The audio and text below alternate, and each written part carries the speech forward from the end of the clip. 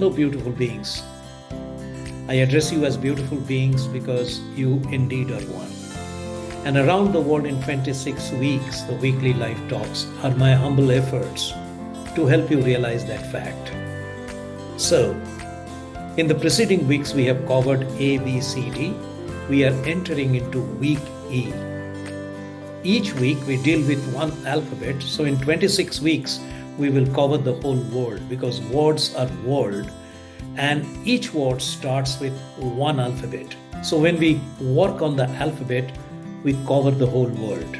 With these few words, without any more ado, let me jump in to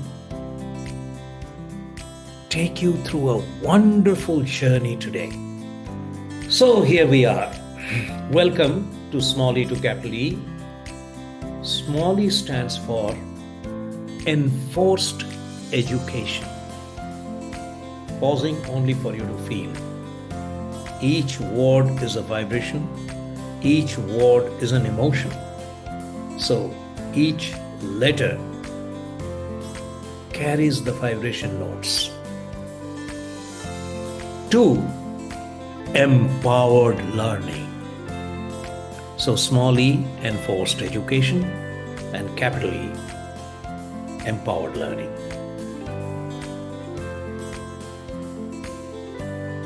Get these 7 points, which are my suggestions, statutorily, for you to follow for the best results. And here we actually begin the E week. Repeating once again,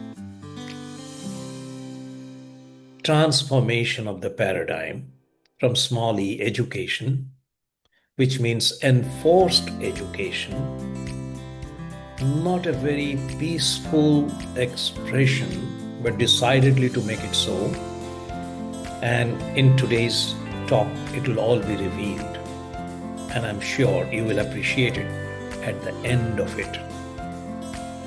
And a journey from enforced education to the capital E, empowered learning.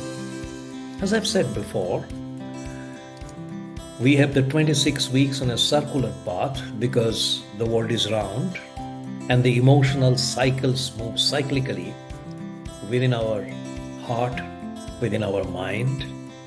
So it's not a linear path, it's a non-linear path. In the week A, we covered a transformation from attachment to alignment. In week B, belief to being, and we have transcended belief from our life and proclaimed the reality of our being. That's the goal, that's the purpose, and that's what is enlightenment. Week C, consumption to contribution. Week D, demand to deserve. Last week, I got a lot of good responses and felt happy about the work that I do. And today, education to empowerment. My today's work every work has a lot of research, as you will see, a painstaking effort to communicate my own inspirations that I've gathered through the beautiful minds that have shared those inspirations with me through their books and writings. We are working on 2 books today. Working in the sense we are drawing the essence from the 2 books. One is Alvin Toffler's Future Shock, and the other is, once again for the second time, Power versus Force. Why repeat? Because everything that we deal with in the alphabets essentially revolve around this beautiful work Hawkins have done. Let me quickly recapitulate for the convenience of those who are joining it for the first time and missed the last session. What is power versus force? Just a few words. What is force and what is power? Force drains energy. It compels through fear, pressure, and control, leaving growth stunted and potential suppressed. So force is a negative force, and that's why it is red colored. Power is in contrast. Power liberates energy. Force blocks energy. Power liberates energy. Pause for a while and think. You are using force to do something. See your face in the mirror. See the stress and strains that happens. That's force. Power is inner power. It's an internal flowering. Force generates negative emotions characterized by shame, grief, fear, anger, pride. And power builds positive emotions, willingness, acceptance, joy, love, peace. We have our presentation in two parts. The first part is enforced education. See the picture carefully. See the body language of the students and the teacher. Stuck up, held inside the four walls. The walls are made of the books, and the boards are fixed on the bricks. And that's how we grow in an environment of enforced education. And I would request you to write in the chat box, what's the difference between walls and windows? Which one has higher energy? Which one is liberating? And which one is bonded? Read this. Education was meant to open windows, but somewhere along the way, it became a forcefully framed system. So we created walls instead of windows. And that's why it is enforced education. Fixed syllabus, dictated by some minds which want us to follow their own thoughts, their own ideas, ignoring the potentiality and possibilities of the innate stuff that is inside every man, every child. So the whole emphasis is shifted outward from inward, and that's where the change is demanded today. These are the 5 characteristics of enforced education. First one is future fear. पढ़ोगे लिखोगे तो बनोगे नवाब. So always it's conditional. How will I fare? Will I get a good job? Will I stand out? Will I hold a good position? I must be educated. So education is a conditional one, and that's why it's future fear characterized by the letter F. Second, overload of syllabus. I hope you have not missed it. We are talking about enforced education. Oh, and there is always peer pressure, rivalry that happens in the classes where we learn, rubbing shoulders with each other. So R, compliance to demands. How many of you seen 3 Idiots? Remember the guy who jumped out from the roof and killed himself? Why? He felt responsible for not faring well because his parents spent a lot of money to educate him in IIT. I read in Outlook the other day, every year average 9 children commit suicide from IIT. Reason? Parental demands. Their parental demands, their teachers' demand, their institutes' demand, and the poor guy is enforced. C. And the last one is, of course, their examination stress. I've discussed the characters, but here are the outcomes. We lose trust. Why? Because we are always judged by others, by the marks, by how I fare in the examination. But that doesn't define me totally. That's a small part, a limited part of myself. The major part remains untapped. And one size fits all, one syllabus, one board, one education system. Fit into that. So fit into the societal format. Fit into what others expect from you. fit into becoming who others want you to become, pushed into the same frame, and cutting natural potential. Read the story. That child wanted to liberate the cocoon and cut the cocoon so that the butterfly comes out, and the butterfly is dead because it works in nature. Unlike humans, strict rules, narrow subjects, we cut their wings and limit what they could become. And too much competition. They learn to compare and fight. Conflicts, rubbing shoulders, standing out. These are the phenomena of our system. Creating divisions, leveling, ranking, good, bad, pass, fail, better, best. And all these nomenclatures rule our existence in the education scenario.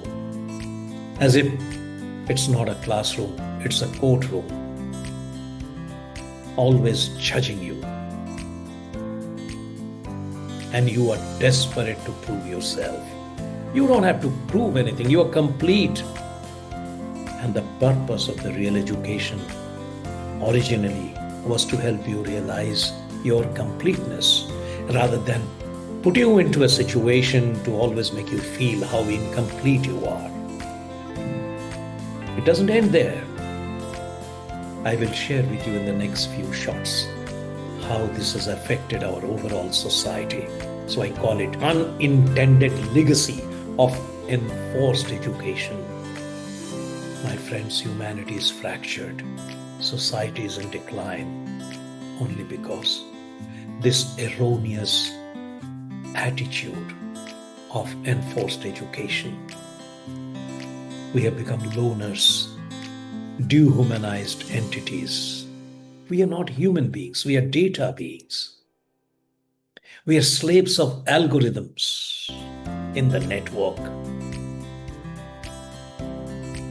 And the planet is overdrawn. The earth is in pressure. Forests have drained, oceans and skies are polluted, all because of this suffocating, enforced education. Souls are extinct. It's not a soul culture anymore. It's a brain culture. It's a pseudo-ego culture. It's a competition of how brainy, how intelligent you are.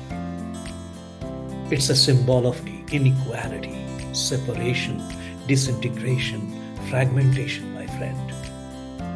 Humans are surviving, but humanity is dead or about to die. Fulfillment is forgotten. Emptiness ruling the earth. Violence has become a language everywhere, between the country and a country, society and a society, culture and a culture, inside the home, the brother and a brother, father and a son, husband and a wife. From families to nations, conflict replaces dialogue. Are you ready to see and step into the other format? Empowered learning. Isn't it a relief? When learning is empowered, confidence generates, freedom from fear of failure, creativity. If you use God created man after his own image. So we inherit the creativity, and that is curbed by conditions. I call it condition is a small c. Creativity is a big C. Talents are nurtured here. And then differences, conflicts change into collaborations. Growths are shared. We hold each other's hand and pull up someone who is lagging behind. And that's true empowerment. We live in compassion, in kindness, rather than separation, rather than, charity, sympathy. I'm not very fond of those words. Compassion is a better thing. empathy, and values, strength and humanity. And that gives fulfillment. If you are in the empowered learning scenario, you will transcend that old rotten word called success, where we are paying off our happiness to earn a few bucks and some positions here and there. That's not important in life. Of course, not more important than fulfillment. Empowerment shifts learning from survival to thriving. How to herald changes? We are actually working in that scenario.